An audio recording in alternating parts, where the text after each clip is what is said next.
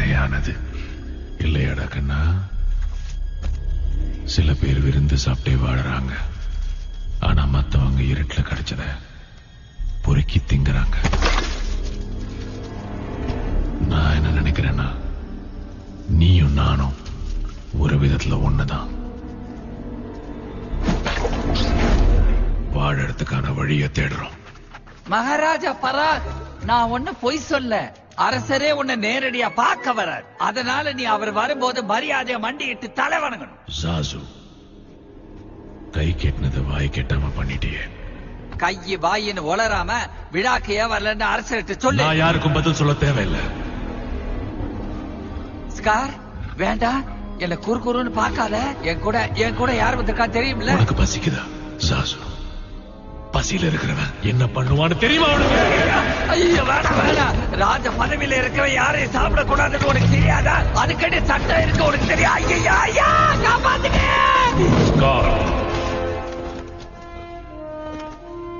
அட, இந்த ஏழையை தேடி யார் வந்திருக்காங்க பாரு.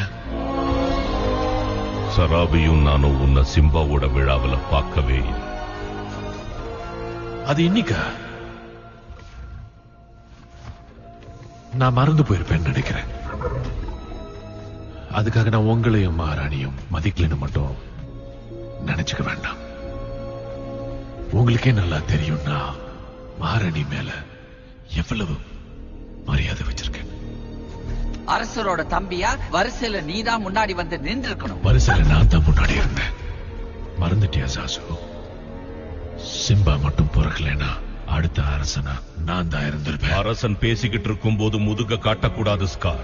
மரியாதையை கேட்டு வாங்க கூடாது முஃபாசா. அது தானா கிடைக்கணும். என்னையே எதிர்க்க துணிஞ்சிட்டியா? அந்த முட்டாள்தனத்தை நான் எப்படி பண்ணுவேன் முஃபாசா? மறுபடியும் நல்ல முடிவு.